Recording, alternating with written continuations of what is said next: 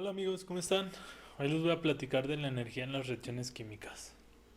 Bueno, a lo largo del tiempo los seres humanos han utilizado las reacciones químicas para producir energía. Uno de los ejemplos más usuales es la energía nuclear. Se utilizan átomos de uranio para producir grandes cantidades de calor y estas pueden mover turbinas y formar electricidad. Esta energía que se produce, esta energía eléctrica, es el consumo del 60 o el 70% de las casas o de la industria, por lo cual hace un hecho muy importante este tipo de reacciones químicas. Otro caso es la combustión. La combustión nos permite mover automóviles o aviones. Y por último tenemos las reacciones o la síntesis orgánicas, que hay cierto tipo de reacciones que desprenden calor. Por ejemplo, esta base fuerte que que al atacar unos hidrógenos o unos ácidos débiles desprenden bastante calor o demasiado calor, por lo cual se necesitan condiciones de temperatura baja para poder llevar a cabo estas reacciones. Aquí abajo en la cajita de descripción les voy a dejar un video donde se muestra qué sucede cuando esta base toca el ambiente. Si se fijan se va a formar una llama. ¿Qué quiere decir con esto? Que esta base toma los hidrógenos que hay en el agua del ambiente y esa reacción es tan fuerte o es tan exotérmica que desprende calor que logra observarse fuego, que es el calor que está desprendiendo esta reacción química. Bueno, entonces, para poder yo hablar de una reacción química, tengo que hablar de un enlace químico.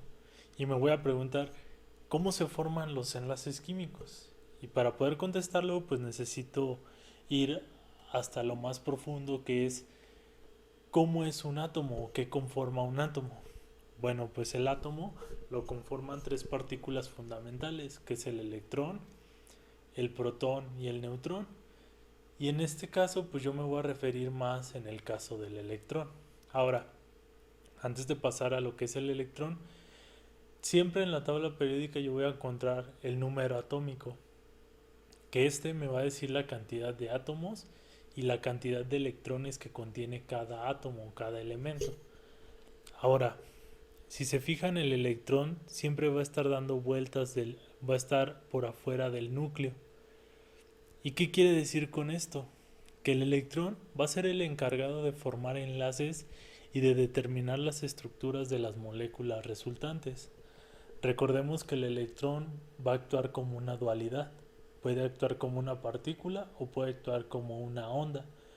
Y para esto necesitamos recordar el principio de incertidumbre de Heisenberg, que dice que nunca podemos determinar exactamente dónde se encuentra un electrón por esta peculiaridad de esta dualidad del electrón. Sin embargo, podemos determinar la densidad electrónica. Ahora, ¿qué es la densidad electrónica? Pues la densidad electrónica va a ser este gráfico esférico que se van a observar en esta imagen.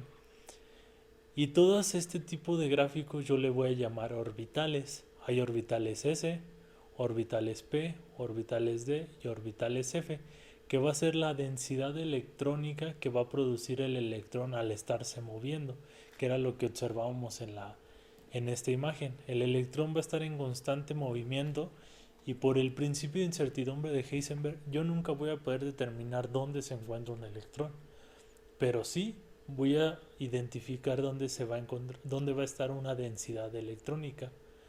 ¿Ok? Entonces, ¿para qué me sirve la densidad electrónica? Pues yo a partir de esto voy a poder determinar la configuración electrónica de los átomos. Que yo tengo que recordar el principio de exclusión de Pauli, que dice, cada orbital puede albergar máximo 2 electrones. Entonces, si yo tengo un orbital S, yo solamente voy a poder tener 2 electrones. Tengo orbitales P, orbitales D y orbitales F. Pero ¿qué pasa con este tipo de orbitales? Es como si yo tuviera, digamos, como una casa. Yo para un orbital S solamente tengo una casa y voy a alojar 2 electrones por el principio de exclusión de Pauli. Ahora, en el orbital P yo voy a tener, digamos, 3 casas y yo voy a introducir 2 electrones en cada orbital P. ¿Ok? Por eso yo en un orbital p voy a poder contener hasta 6 electrones. En el d es como si yo tuviera 5 casas y en esas 5 casas voy a introducir 2 electrones y voy a tener en total 10 electrones. Y así igualmente para el F, yo voy a tener 7 casas, la cual por el principio de exclusión solo voy a poder colocar 2 electrones en cada una de ellas, que me va a dar en total 14 electrones. Ahora, también hay que entender qué sucede en la tabla periódica. Si se fijan, en las primeras dos filas yo voy a tener configuraciones electrónicas de orbitales S. ¿Qué quiere decir? Que los elementos metálicos siempre van a tener una configuración de orbital S. Para los elementos de transición voy a tener configuraciones electrónicas de orbitales D. Para el bloque, o bueno, más bien para los no metales, yo voy a tener configuraciones electrónicas P. Ahora vamos con un ejemplo para que esto quede más claro. Entonces yo voy a tomar el elemento, el nitrógeno, la cual me dice que su número atómico es 7, lo que quiere decir que tiene 7 electrones. Ahora, hay que recordar que el nitrógeno se encuentra en esta parte de la tabla periódica. ¿Qué quiere decir con esto? Que va a tener que su configuración electrónica tiene que terminar en 2p. Entonces, yo me voy a seguir de este diagrama, o sea, que primero voy a seguir este diagrama. Va a tener 1s, 2s y 2p. Y en cada uno de ellos voy a poder colocar solamente 2 electrones. Entonces van a ser 2 electrones en el primer periodo en el orbital S, 2, otros 2 electrones para el orbital S del periodo 2, y luego voy a colocar 3 electrones en el orbital P del periodo 2. Ahora, si yo lo viera en un diagrama, yo vería que los orbitales tienen espines, una espina hacia arriba y otra espina hacia abajo, que estas flechas me van a decir el número de electrones. Va a tener 1 y 2 electrones en el orbital S en el periodo 1 y va a tener 2 electrones en el orbital S periodo 2 y luego va a tener otro electrón en el orbital P. Sin embargo, por la regla de Hunt, que me va a regresar un poquito, que dice que establece que cuando hay 2 o más orbitales con la misma energía, los electrones se acomodarán en orbitales distintos. Entonces, ¿qué quiere decir con esto? Que yo no puedo acomodar los electrones en esta misma casilla. Yo necesito primero llenar un electrón aquí, otro electrón acá y otro electrón en la última casilla por la regla de Hunt. Entonces me quedaría de esta forma y así llenaría los 7 electrones que contiene el nitrógeno: 2, 4 y 3, 7. Y acá arriba también me lo dice mi configuración electrónica: 2 y 2, 4 y 3 son 7 del orbital P del periodo 2. Ahora hay que regresarnos. Me dice que su configuración electrónica es 1s2, 2s2 y 2p3. Entonces, si me fijo en la tabla periódica, yo observo que la tabla periódica también está dividida conforme a la configuración electrónica. Primero es el hidrógeno, luego el helio, y si se fijan hasta donde estaba acá el nitrógeno, me dice que tiene que terminar en 2p, y es exactamente donde termina, en 2p, pero con 3 electrones. ¿Ok? Entonces la tabla periódica también me va a ayudar para poder resolver las configuraciones electrónicas. Ahora, si yo lo viera en un diagrama, podría observar que en la primera capa de electrones y en el primer orbital S, yo solamente tengo 2 electrones, que es lo que observo aquí. Y en la segunda capa, que aquí me lo dice el segundo periodo, yo voy a tener 5 electrones, 2 y 3, 5, que van a ser los 5 electrones que van a estar en la última capa del átomo de nitrógeno, que va a ser 1, 2, 3, 4, 5. Ya estos electrones que están en la última capa del átomo, yo les voy a llamar como electrones de valencia, que van a ser aquellos que se encuentran en la capa externa. Y ahora, ¿yo para qué necesito saber eso?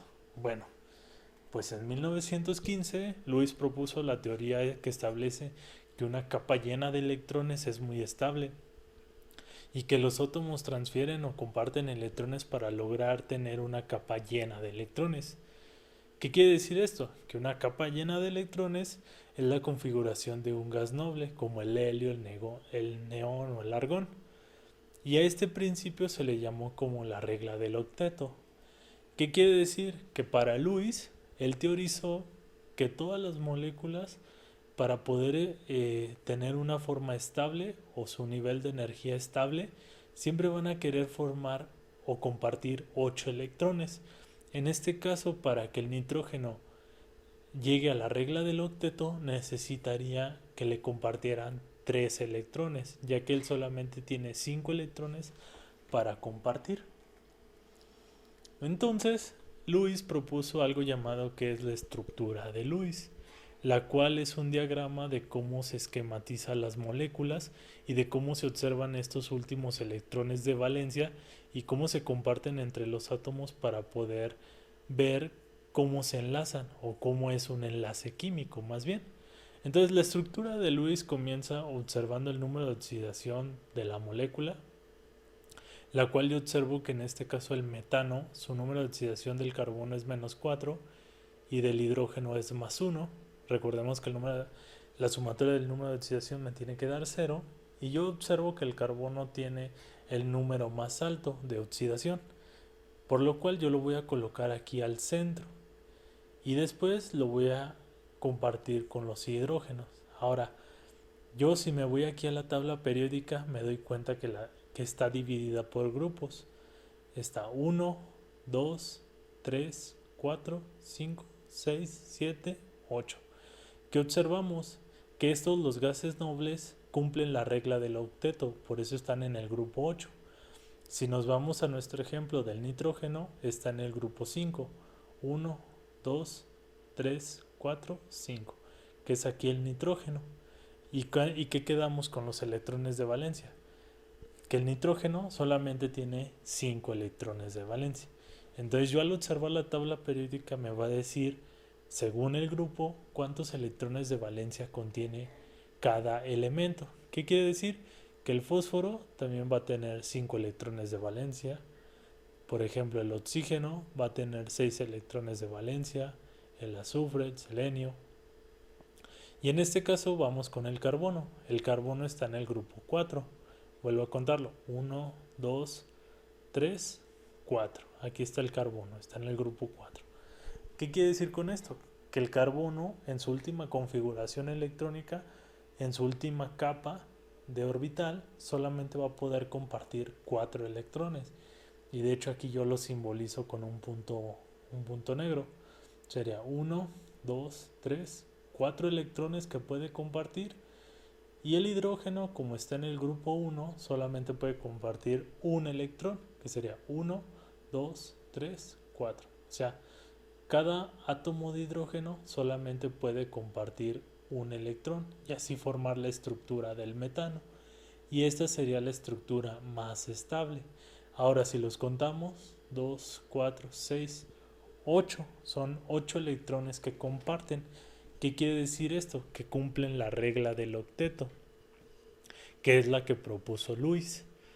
Ahora, las estructuras de Lewis se pueden hacer a través de estos puntitos o a través de estos guiones, que un guión va a representar 2 electrones. Entonces yo voy a tener aquí 2, 4, 6, 8 electrones para formar el metano y que cumplen con la regla del octeto. Entonces, a ver, vamos con otro ejemplo.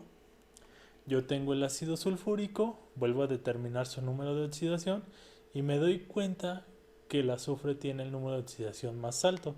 Entonces va a ser el átomo que va a ir al centro de la estructura. Entonces lo voy a colocar al centro, ¿ok? Y después voy a colocarlo por el que tiene el siguiente número de oxidación, que va a ser el oxígeno, que tiene 2. Entonces lleno de oxígenos y me voy a dar cuenta y tengo que cumplir la regla del octeto para el oxígeno. Voy a tener 2, 4, 6, 8. ¿Ok? Entonces estos oxígenos cumplen con la regla del octeto. Pero ¿qué pasa con el azufre? Miren, Entonces yo tengo 2, 4, 6, 8, 10, 12. El azufre no cumple con la regla del octeto y es un caso especial de la química, la cual el electrón puede compartir o puede recibir más electrones de los que tiene en su última capa de valencia. Esa es una peculiaridad del azufre. Entonces, ahora, otro caso. Acuérdense que cada rayita o cada guión reflejan dos electrones. Entonces, por eso estoy diciendo que este azufre tiene 2, 4, 6, 8, 10. Hasta 2 electrones puede recibir el azufre. ¿Ok? Ahora vamos con estos oxígenos. Tiene 2, 4, 6, 8. Este oxígeno cumple con la regla del octeto. Y si se fijan, está en el nivel 6. O sea que solamente puede compartir, si se fijan, aquí debe de tener 2, 4. Bueno, está en el grupo 6. Entonces le faltan 2 electrones para poder formar la regla del octeto, que serían estos dos. 2 que comparte más bien uno que comparte con el azufre y otro que comparte con el hidrógeno. Y asimismo también con este. Entonces aquí también este oxígeno cumple con la regla del octeto. 2, 4, 6, 8. Y ahora, ¿cuántos puede solamente recibir el oxígeno? Puede recibir 2 y puede compartir solamente 2. Bueno, más bien, para poder cumplir con la regla del octeto necesita solamente recibir 2. ¿Ok? Entonces, esto sería lo que sería la estructura de Lewis. Ahora vamos.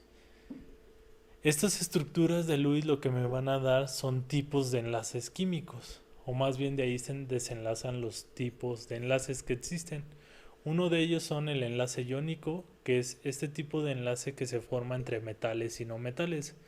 O sea, este tipo de enlaces es generalizado por formarse por no metales, más bien con metales y con los no metales. Un ejemplo de ellos es el cloruro de sodio, cloruro de calcio o el bromuro de magnesio. Este tipo de enlaces me van a dar estructuras muy estables. De hecho, bueno, ahorita que avancemos un poquito con el tipo de enlaces, les voy a dar un ejemplo. Entonces, ahora vamos con... Existen otros enlaces que se llaman los covalentes, que es el enlace donde se comparten electrones de valencia entre elementos electronegativos. Recordemos que la tabla periódica también está dividida por la electronegatividad. Más hacia la derecha y hacia arriba van a ser los más electronegativos. Entonces los enlaces covalentes van a ser aquellos que se comparten entre elementos electronegativos, o sea que van a estar más hacia la derecha.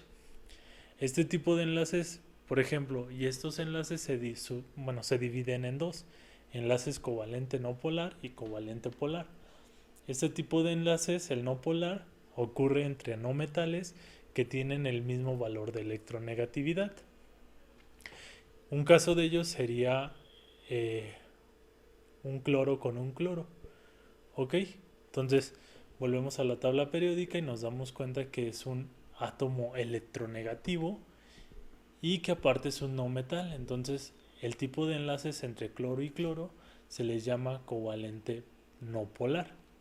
En el caso del covalente polar ocurre entre no metales con diferentes valores de electronegatividad. Digamos por ejemplo el hidrógeno y el cloro. Un no metal con un no metal, pero la diferencia de electronegatividades es bastante.